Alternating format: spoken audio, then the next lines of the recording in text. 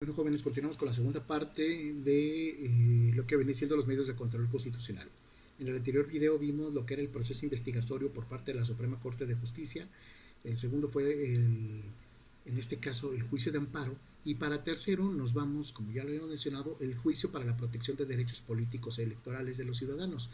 Bien, este medio de control se encuentra, como también los anteriores, considerado en la fracción quinta del artículo 99 de la Constitución, que atribuye al Tribunal Electoral Federal el resolver en forma definitiva e inatacable, es decir, lo que él resuelva es definitivo y no se puede contravenir como tal.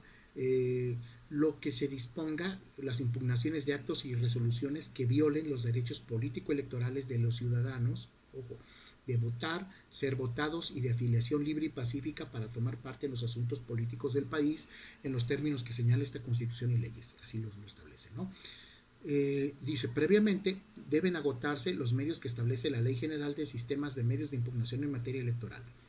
Primero se agota lo del medio de medios de sistema, pero si no, entonces se va a recurrir al Tribunal Electoral como tal para la materia competente para ver el amparo, o bueno, su medio de control constitucional, más que un amparo que lo defienda en esos derechos. Miren, este antecedente, voy a ir de una manera rápida, lo tiene cuando el ex canciller ya Jorge Castañeda Guzmán decide ser candidato independiente en México.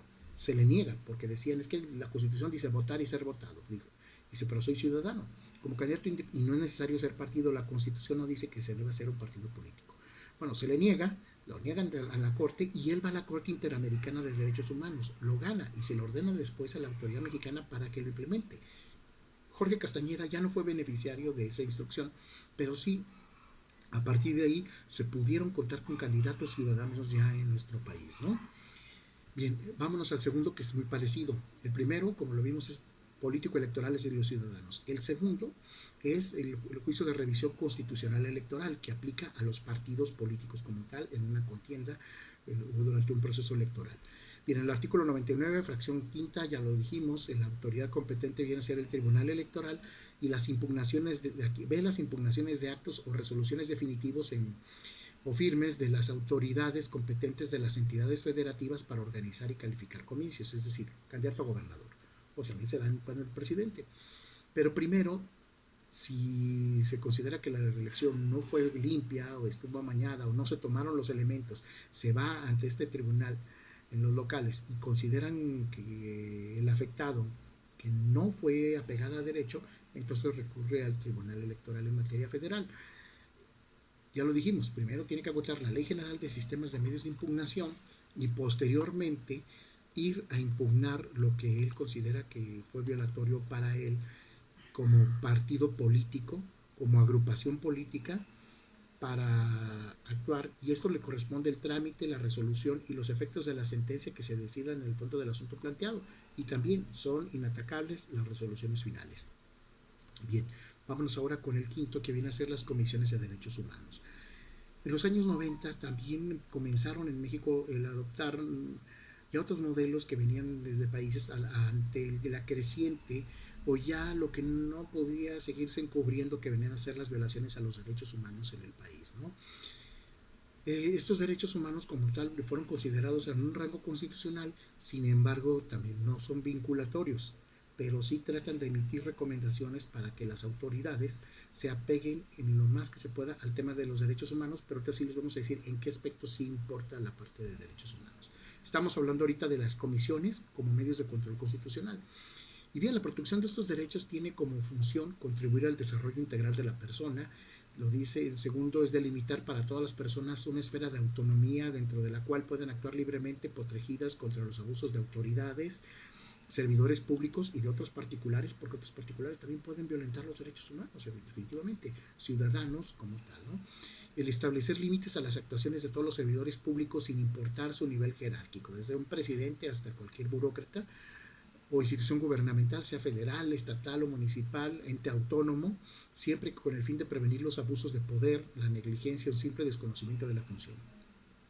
También las comisiones pretenden crear canales y mecanismos de participación que faciliten a todas las personas formar parte activa en el manejo de los asuntos públicos y en la adopción de decisiones comunitarias. Bien, esta facultad otorgada constitucionalmente viene en el artículo 102 y apartado B de la Constitución Política de los Estados Unidos Mexicanos. Dijimos que sus recomendaciones no son vinculatorias, pero de alguna forma pues, bueno, también vienen a tener un peso también ante funcionarios de desprestigio, ¿no? Y vale la pena también recalcar qué actos no son competencia de la Comisión Nacional de Derechos Humanos. Los primeros que nos encontramos son los actos y resoluciones de organismos y autoridades electorales, porque ya vimos que en materia electoral ya hay un tribunal para tal efecto, ¿no? Las resoluciones de carácter jurisdiccional, pues hay juzgados. El C lo tenemos a los conflictos de carácter laboral, hay juntas de conciliación. Las consultas formuladas por autoridades particulares y otras entidades sobre la interpretación de disposiciones constitucionales y legales tampoco como tal. O sea, se van hacia la esencia de una Constitución de Derechos Humanos de que se violentó todo aquello que no está considerado en este apartado ni lo asumen otras autoridades, pero que incluso esas autoridades tienen esa obligación de atender la parte de los derechos humanos. Dice, por ningún motivo podrá examinar cuestiones jurisdiccionales de fondo, es decir, lo que la sentencia de un juez. Por eso volvemos, hay una Suprema Corte. Y los conflictos entre particulares pues los debe solucionar el derecho civil o penal, no como tal una autoridad de derechos humanos. Bien, vámonos al último, que son las acciones de inconstitucional y las controversias constitucionales. En el año de 1994, por ahí, se fueron introduciendo por primera vez la acción de inconstitucionalidad, como tal, planteada como ya un acto distinto a lo que venía siendo el tradicional juicio de amparo. La acción de inconstitucional como tal puede invocarse durante el proceso de discusión y aprobación de una ley, antes de que se promulgue, incluso, y su publicación de la norma, o bien posterior a la publicación, en cualquier momento, salvo que sea después, ya cuando se publica, se quedan los 30 días para promover la acción de inconstitucionalidad, pero como ven, en cualquier momento se puede interponer porque se considera que está en riesgo la propia Constitución. Bien, dicha acción inconstitucional tiene por objeto plantear la posible contradicción entre una norma, por eso recuerden, cuando desde que se está discutiendo una ley, que esa norma de carácter general, que puede entrar incluso de la propia Constitución o alguna ley general, no llegue o contravenga lo que dice la Constitución.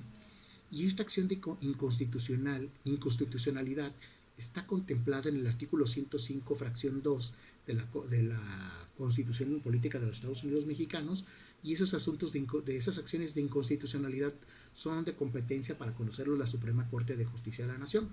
A partir de esa reforma de 1994, la Corte también llegó a ampliar sobre todo sus funciones, ¿no?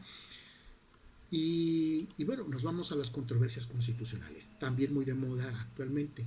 Las controversias constitucionales tienen lo dijimos, su fundamento en el artículo 105, fracción primera, cuenta con una propia ley reglamentaria y los asuntos para conocerlos son la Corte. Bien, quiénes te pueden interponer o pueden interponer cuáles órganos siguientes? Lo que es la Federación y un Estado, siempre van a haber una dualidad, porque ven que puede ser bronca entre dos o conflicto entre dos entidades por asunto de competencias.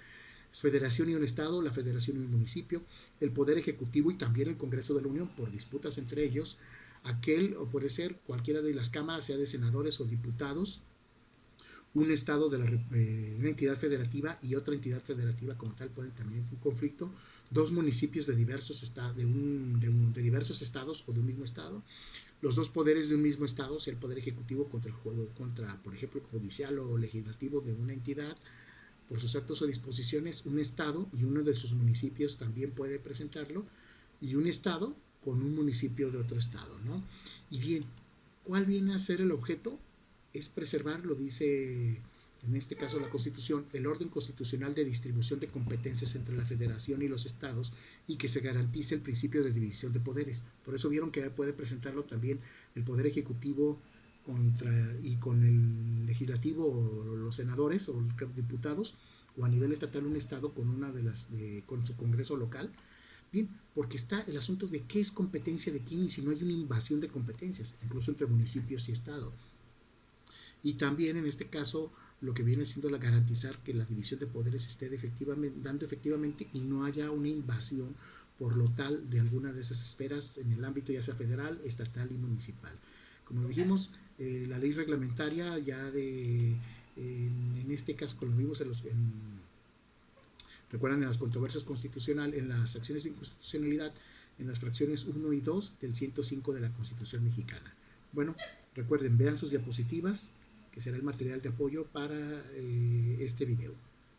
Hasta la unidad número 9. Nos vemos, jóvenes.